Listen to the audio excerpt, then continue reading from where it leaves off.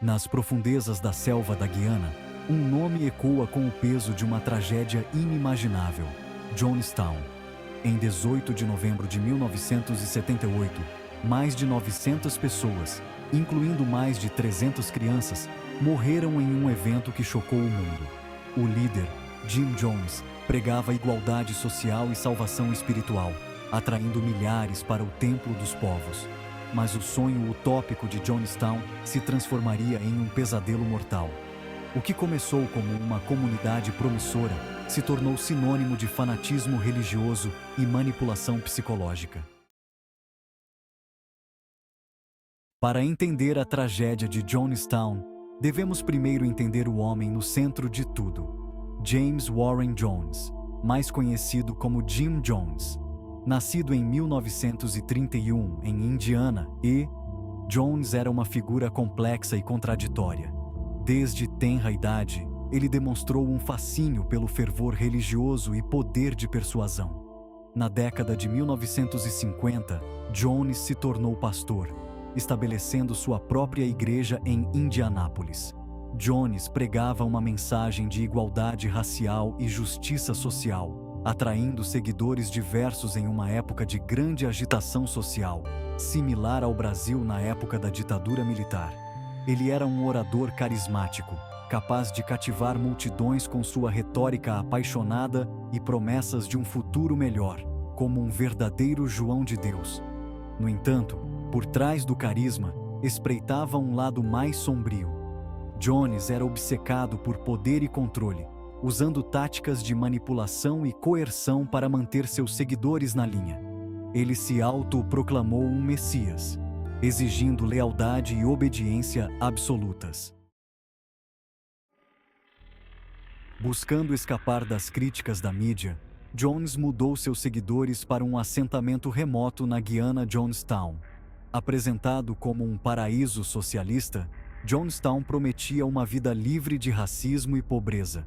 No entanto, a realidade era um estado policial sob o governo autoritário de Jones. Os residentes enfrentavam trabalho exaustivo, doutrinação constante e vigilância intrusiva. Jones implementou o suicídio revolucionário para garantir a lealdade dos residentes. Em 1978, as rachaduras no regime de Jones começaram a aparecer. Relatos de abusos em Jonestown chegaram aos Estados Unidos, levando o congressista Léo Ryan a liderar uma delegação para investigar as alegações, como se fosse uma CPI. A visita de Ryan, no entanto, desencadearia uma cadeia de eventos que culminaria em uma tragédia impensável. Inicialmente recebido com uma fanfarra encenada, como se fosse um político em campanha eleitoral, Ryan logo percebeu que algo estava errado em Jonestown. Vários residentes expressaram seu desejo de deixar o assentamento, temendo pela própria segurança. Sentindo a perda de controle, Jones ordenou um ataque contra a delegação de Ryan, enquanto se preparavam para partir em um pequeno avião. O próprio Ryan, junto com 3 jornalistas e um desertor do templo, foi morto a tiros na pista de pouso, como se fosse um atentado político. 18 de novembro de 1978, o dia que ficou marcado como o dia da tragédia, como se fosse um 7 de setembro para Jonestown. Com o mundo exterior alertado para seus crimes, Jones ordenou que seus seguidores se reunissem no pavilhão principal de Jonestown. Lá, cercado por guardas armados, ele anunciou que era hora do suicídio revolucionário. Em um discurso gravado em fita, Jones incitou seus seguidores a beberem Flavorade com cianeto, alegando que era a única maneira de escapar das forças do mal que se aproximavam, como se fosse o fim do mundo. Crianças foram as primeiras a serem mortas, seus pais forçando o veneno em suas gargantas. Em meio ao caos e pânico, mais de 900 pessoas, incluindo o próprio Jones, morreram por envenenamento por cianeto. O massacre de Jonestown continua sendo o maior incidente de perda de vidas civis americanas em um único evento não natural até os ataques de 11 de setembro. Suicídio em massa ou assassinato? Desvendando a verdade. O massacre de Jonestown gerou inúmeras questões sobre a natureza do evento, como um daqueles mistérios que a gente vê no Linha Direta. Foi um ato de suicídio em massa, como alguns acreditam, ou um assassinato em massa orquestrado por um líder de culto desequilibrado? As evidências sugerem que a resposta não é tão simples. Embora muitos tenham bebido o veneno voluntariamente, muitos outros, especialmente crianças e idosos, foram forçados ou coagidos a fazê-lo. Relatos de sobreviventes e evidências forenses indicam que guardas armados estavam presentes, garantindo a cooperação dos hesitantes. Além disso, o próprio Jones foi encontrado morto por um tiro na cabeça, sugerindo um possível suicídio ou assassinato por um de seus seguidores mais próximos. Vozes do passado, relatos e testemunhos. Para entender completamente a tragédia de Jonestown, devemos ouvir as vozes daqueles que estavam lá, os sobreviventes. Seus relatos angustiantes fornecem insights valiosos sobre a vida sob o domínio de Jones e os eventos que levaram ao massacre. Alguns sobreviventes descreveram como foram atraídos para o movimento de Jones, com promessas de igualdade e comunidade, como se fosse a promessa de um Brasil melhor, apenas para encontrar opressão e medo. Outros relataram sua fuga angustiante de Jonestown, arriscando suas vidas para escapar das garras de Jones.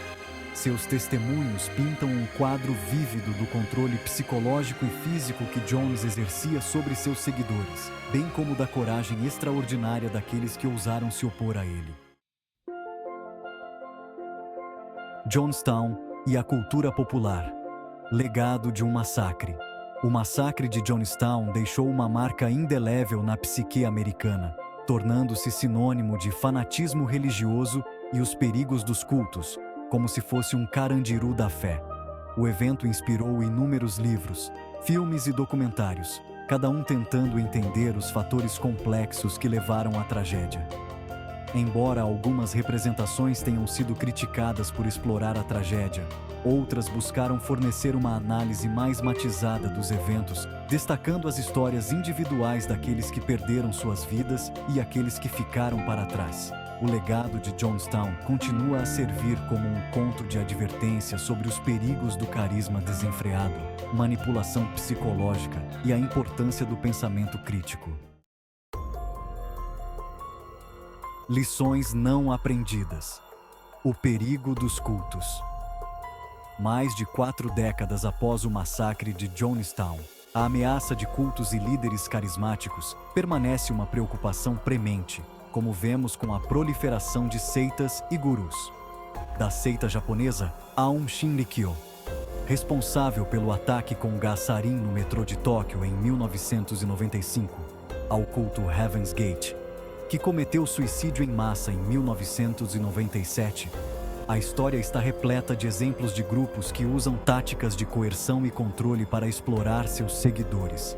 É essencial estar ciente dos sinais de alerta de um culto, que podem incluir controle sobre as finanças, relacionamentos e informações de um membro, veneração excessiva do líder e isolamento do mundo exterior.